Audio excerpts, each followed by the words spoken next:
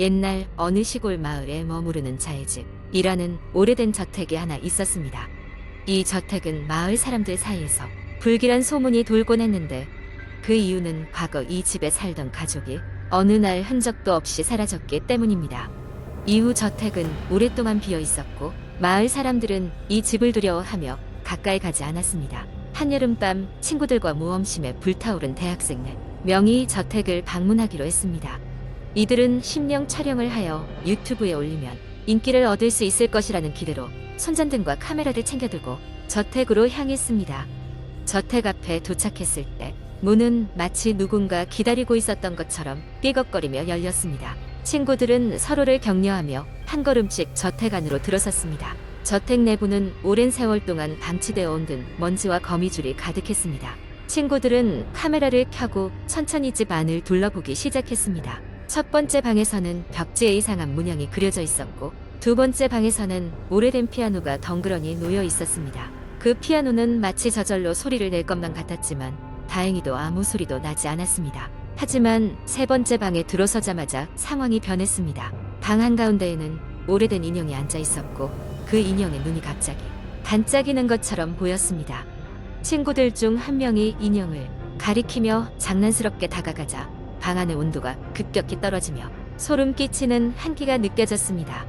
그 순간 문이 저절로 닫히며 큰 소리가 방 안에 울려 퍼졌습니다. 놀란 친구들은 문을 다시 열려고 했지만 문은 꿈쩍도 하지 않았습니다. 공포에 질린 친구들은 방 안을 둘러보며 상황을 모면할 방법을 찾기 시작했습니다. 그때 한 친구가 벽에 걸린 거울을 들여다보았고 거울 속 자신의 모습 뒤에 있는 그림자가 점점 커지는 것을 발견했습니다. 그 순간 그림자가 현실로 튀어나오는 듯한 착각에 빠지며 친구들은 비명을 질렀습니다. 그날 밤 저택에서는 여러 가지 기이한 일들이 일어났습니다. 카메라가 갑자기 꺼졌다가 켜지기를 반복했고 바닥에서는 발소리가 들리기도 했습니다. 심지어 누군가 귓가에서 속삭이는 듯한 소리도 들렸습니다. 가장 불길했던 것은 인형의 고개가 천천히 돌아가면서 친구들을 바라보고 있었다는 점입니다.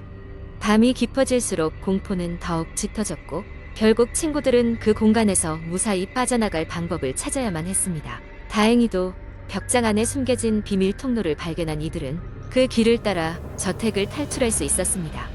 하지만 저택을 빠져나온 후에도 그들은 이상한 한기와 불길한 기운을 떨쳐낼 수 없었습니다. 그 사건 이후 친구들은 서로의 연락을 끊고 저택에 대해 한마디도 하지 않기로 했습니다. 하지만 그들 중 한 명은 얼마 뒤 실종되고 말았고 나머지 친구들은 이상한 소문과 환청에 시달리며 괴로워했습니다. 저택에 다녀온 그날 이후로 그들의 삶은 영원히 변해버린 것이었습니다. 이 이야기는 수년이 지난 후 한 인터넷 포럼의 사진 몇 장과 함께 머무르는 자의 집에 관한 긴 글로 올라왔고 많은 사람들에게 공포와 경각심을 일깨워 주었습니다. 이 저택은 이제 아무도 가까이 가지 않는 장소가 되었으며 머무르는 자의 집 이야기로 인해 더욱 깊은 어둠에 잠긴 채로 잊혀져 갔습니다. 두 번째 이야기 서울의 한 아파트 단지. 이곳은 평범한 지역 사회로 이웃 사람들은 서로 잘 알고 지내며 따뜻한 분위기를 자아내곤 했다. 그러나 몇 년 전부터 이 단지에는 기묘한 소문이 돌기 시작했다. 바로 13동 7층의 한 세대에서 귀신이 나타난다는 것이었다. 모든 것은 그 집에 새로 이사 온 한 가족에게 의해 시작되었다. 김민수 씨 가족은 새로운 시작을 다짐하며 이사를 왔지만 얼마 지나지 않아 이상한 일들이 벌어지기 시작했다. 밤이면 굴에 들려오는 정체불명의 속삭임, 문득 바람이 없는 방 안에서도 서늘하게 지나가는 한기, 갑자기 꺼지는 전등 등 처음엔 단순히 집이 오래되어 그런 것이라 생각했지만 그 현상은 점점 심각해졌다. 어느 날 밤 민수 씨의 아내인 수진 씨는 자정이 넘은 시간에 누군가 거실에서 장난감 피아노를 치고 있는 소리를 들었다. 아이들이 곤히 잠들어 있음을 확인한 그녀는 불안한 마음에 거실로 나갔으나 그곳엔 아무도 없었다. 대신 장난감 피아노 옆엔 바닥이 축축하게 젖어 있었다. 한편 민수 씨의 딸인 나영은 이상한 꿈을 꾸기 시작했다. 꿈속에서 그녀는 항상 같은 장소, 어두운 복도에 서 있었다. 복도 끝엔 하얀 옷을 입은 여자가 등을 돌린 채 서 있었고 나영이 조금이라도 움직이면 그 여자가 천천히 돌아보는 것이었다. 항상 꿈이 끝날 때쯤 여자의 얼굴이 드러나기 직전 나영은 소스라치게 놀라 깨어났다. 이러한 현상들이 반복되자 가족은 아파트를 둘러싼 무언가가 있다는 걸 인지하게 되었다. 민수 씨는 직접 조사를 시작했다. 이사 오기 전부터 그 아파트에는 이상한 소문이 많았다는 것을 알아냈다. 예전에 그 집에 살던 주민 중 한 명이 불운한 사고로 목숨을 잃었으며 그 이후로 그 집에서 이상한 소리가 들린다는 이야기였다. 수소문 끝에 민수 씨는 지역의 한 무속인에게 상담을 요청했다. 무속인은 집을 둘러보더니 심각한 얼굴로 침을 꿀꺽 삼키며 말했다. 이곳에는 해묵은 원한이 서려 있습니다. 그 영혼은 무언가 이루지 못한 채 이곳에 남아서 살아있는 자를 괴롭히고 있는 것이지요. 민수 씨와 그의 가족은 무속인의 말에 따라 굿을 하기로 결정했다. 굿의 날 무속인은 복도에 쌀을 뿌리고 그 위에 초를 켜서 놓았다. 그리고는 주문을 외우며 영혼을 달래기 시작했다. 그날 밤 무속인은 달래지 않는 영혼과 이기나긴 대화를 시도했고 한참 후에야 영혼은 비로소 안식할 수 있게 되었다고 말했다. 이후로 김민수 씨의 가족은 더 이상 이상한 일을 겪지 않게 되었다. 그때까지도 그들은 그 영혼이 누구였는지 또 왜 그토록 집요하게 그곳에 남아 있었던 것인지 알지 못했다. 하지만 그들의 평화로운 일상은 다시 돌아왔다. 그리고 그 이야기는 여전히 인터넷 커뮤니티에서 회자되며 사람들에게 아파트의 비밀을 상기시켜주고 있다. 이제는 아무렇지 않은 듯 보이는 그 아파트. 하지만 가끔씩 이사를 앞둔 이들은 한 번쯤 인터넷을 뒤지고 그 비밀스러운 공포 이야기를 읽어보곤 한다. 어쩌면 여전히 그곳에는 무언가 남아있을지도 모른다는 의심을 품은 채로 말이다. 세 번째 이야기. 한국 인터넷에서는 다양한 공포썰이 많이 업로드되곤 합니다. 그 중에서도 특히 사람들을 소름 끼치게 하는 이야기를 하나 풀어보겠습니다. 어느 한적한 시골 마을에 민수라는 청년이 살고 있었습니다. 이 마을은 인구가 적어 모두가 서로를 잘 알고 지내는 곳이었죠. 민수는 도시에 있는 대학에 다니고 있었지만 방학을 맞이하여 오랜만에 고향 집에 돌아오게 되었습니다. 민수가 도착한 날은 눈이 내리고 있었고 집안은 따뜻했습니다. 가족들과 오랜만에 모여 앉아 즐거운 저녁 식사를 마친 후 민수는 잠자리에 들었습니다. 그러나 깊은 밤 민수는 이상한 소리를 듣고 잠에서 깼습니다. 창문 밖에서 들리는 누군가의 속삭임 같았습니다. 그는 처음에는 바람 소리려니 생각하고 다시 잠에 들려고 노력했지만 끈질기게 이어지는 소리에 견딜 수 없었습니다. 민수는 창문을 열어 밖을 내다봤으나는 속에서 아무것도 보이지 않았습니다. 기분이 찜찜했지만 그는 억지로 잠을 청했습니다. 그러나 다음 날 밤에도 다시 그 속삭임 소리가 들려왔습니다. 이번에는 더 가까운 곳에 있는 것처럼 느껴졌습니다.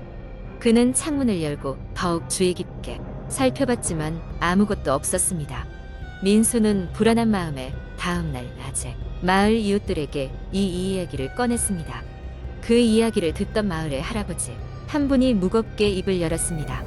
이 근처에 옛날부터 도깨비가 산다는 전설이 있어 밤마다 나타나서 사람들이 이름을 속삭이곤 한다네. 이름을 부르는 소리를 3번 듣고 대답하면 영혼을 가져간다는군. 민수는 헛웃음을 치며 대수롭지 않게 넘겼지만 밤이 되자 점점 두려운 마음이 커졌습니다. 그리고 그날 밤 민수는 또다시 속삭임 소리에 잠에서 깼습니다. 그러나 이번에는 소리가 더 또렷하게 들렸습니다. 확실히 자신의 이름을 부르고 있었습니다. 그는 너무 놀라지 않으려 최대한 침착한 척했지만 두려움에 몸이 떨렸습니다. 그때 창문 밖에서 친구인 현수의 얼굴이 떠올랐습니다. 민수는 놀라지 않을 수 없었습니다. 속삭임의 주인공이 바로 현수의 얼굴을 하고 있었던 것입니다. 너무 놀라고 두려워 민수는 반사적으로 현수의 이름을 부르며 창문을 열었습니다. 그러나 순간 그 얼굴은 사라지고 말았습니다. 다음 날 민수는 마을을 떠돌며 현수의 소식을 찾아보았습니다. 그리고 믿을 수 없는 소식을 듣게 되었습니다. 현수는 얼마 전 바닷가에서 실종된 상태였습니다. 이 사실을 듣고 나서야 민수는 깨달았습니다. 어젯밤 그 얼굴은 진짜 현수가 아니었을지도 모른다는 것을. 두려움에 휩싸인 민수는 이후 밤이 오면 두꺼운 커튼으로 창문을 가리고 잠을 청했습니다. 하지만 그날 밤 또다시 그 소리가 들려왔습니다. 자신을 부르는 목소리에 민수는 더 이상 침대에 있을 수 없었습니다. 그는 촛불을 하나 들고 마을의 유명한 토속 신당으로 달려갔습니다. 신당에는 무당 한 분이 계셨고 민수의 딱한 사정을 들은 무당은 작고 낡은 부적 한 장을 주었습니다. 이 부적을 지니고 있으면 그 도깨비의 홀령이 널 건드리지 못할 것이야. 하지만 최대한 빨리 이 마을을 떠나는 것이 좋을 거다. 민수는 무당의 말을 듣고 부적을 꼭 쥔 채 집으로 돌아갔습니다. 다음 날 아침, 민수는 급히 짐을 싸고 도망치듯 마을을 떠났습니다. 그 이후로 민수는 그 마을을 다시 찾지 않았습니다. 도시로 돌아와 일상으로 돌아가도 가끔씩 창밖에서 들리는 바람 소리에 가슴이 철렁이곤 했습니다.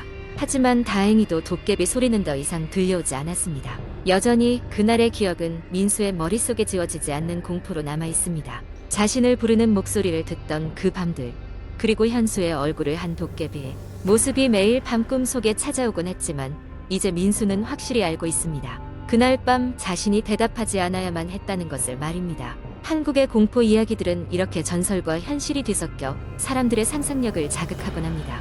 때론 이러한 이야기가 사실로 느껴질 정도로 생생하고 무섭기도 하죠.